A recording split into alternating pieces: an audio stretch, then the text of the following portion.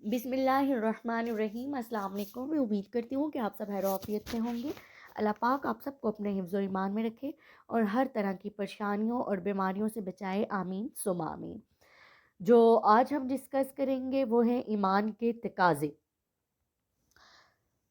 سب سے پہلے حدیث حضرت ابو ہریرہ رضی اللہ تعالیٰ عنہ سے روایت ہے کہ رسول صلی اللہ علیہ وآلہ وسلم نے فرمایا، جو شخص اللہ پر اور یوم آخرت پر ایمان رکھتا ہے وہ بلی بات کہے یا خاموش رہے، اور جو شخص اللہ اور یوم آخرت پر ایمان رکھتا ہے وہ پڑوسی کی عزت کرے، اور جو شخص اللہ اور یوم آخرت پر ایمان رکھتا ہو وہ اپنے مہمان کی عزت کرے۔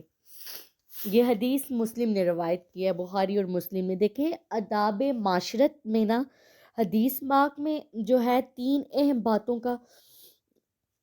اہم باتوں کی طرف ہمیں توجہ دلائی گئی، اور جو تینوں باتیں ہیں آداب معاشرت سے کیا ہے کہ وہ تعلق رکھتی ہیں، اور یہ کیا ہیں کہ ایمان کے تقاضے ہیں۔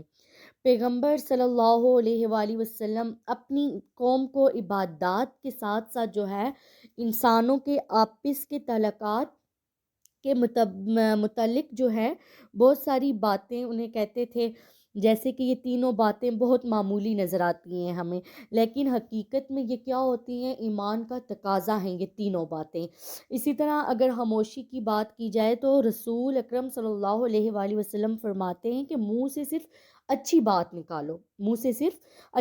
نکالو، بری بات سے یہ بہتر ہے کہ آدمی خاموش رہے، کیونکہ انسان کی ہر بات لکھی جاتی ہے، اور وہ جو بھی لفظ منہ سے نکالے نگہبان اس کے پاس تیار ہوتا ہے۔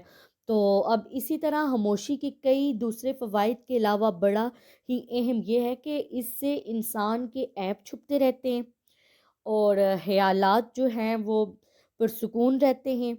بے جا زبان چلانے سے دل مردہ ہو جاتا ہے، اور عمل کی قوت کمزور پڑ جاتی ہے۔ بعض ایسے الفاظ زبان سے بلا سوچے نکل جاتے ہیں کہ جن پر انسان کو پچھتاوے کے سوا کبھی کچھ بھی حاصل نہیں ہوتا ہے۔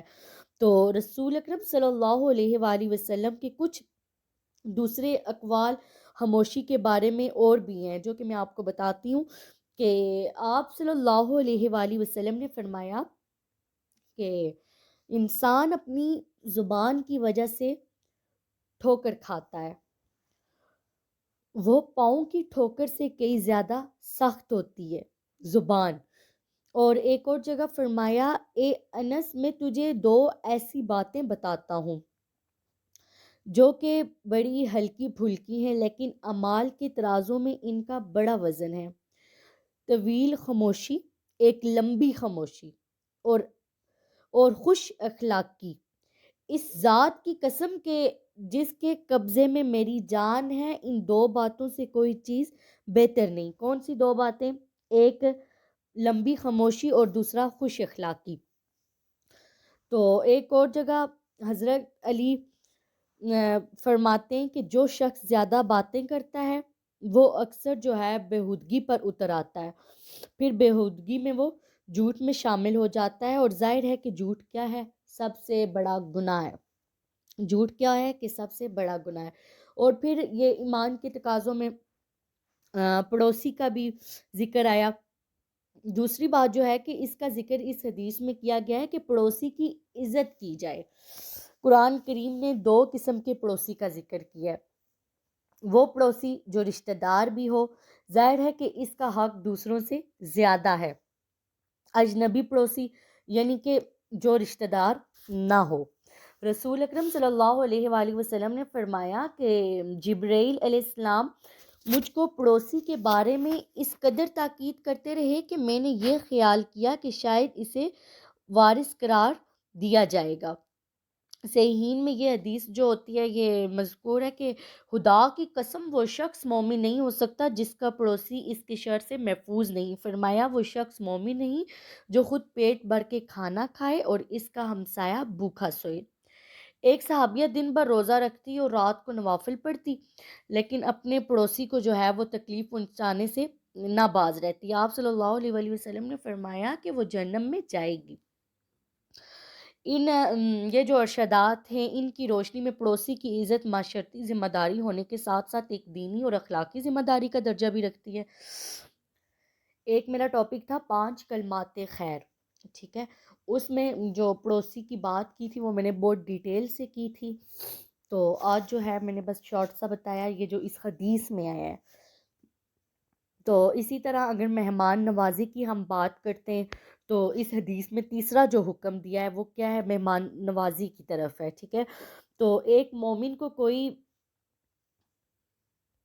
مہمان کی عزت کرنی چاہیے، مومن کو دیکھیں مہمان نوازی جو ہے نا اگرچہ عربوں کی اخلاقیات کا ایک اہم حصہ تھی، لیکن نبی کریم صلی اللہ علیہ وآلہ وسلم نے اسے عبادت کا درجہ دیا ہے۔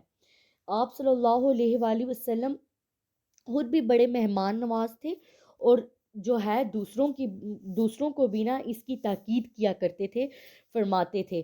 مہمان کی عزت اور تکریم سے متعلق چند ارشادات جو ہیں وہ بھی میں آپ کو بتاتی ہوں کہ جو شخص اللہ تعالیٰ اور قیامت کے دن پر اسے چاہیے کہ مہمان کا جائزہ عزت کے ساتھ دے۔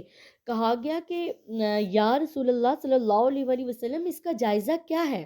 تو فرمایا ایک دن رات کا کھانا اور مہمان 3 دن تک ہے، ٹھیک ہے، اور جو اس سے زیادہ ہو وہ صدقہ ہے۔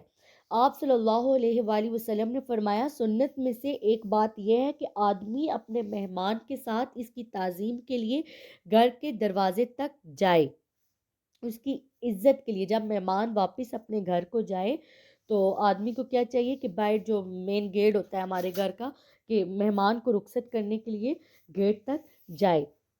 یہ تھا آج کا ہمارا ٹاپک، تو میں امید کرتی ہوں پسند آیا ہوگا آپ کو، ٹھیک ہے۔ اللہ حافظ، ملتے ہیں ہم نیکسٹ ویڈیو۔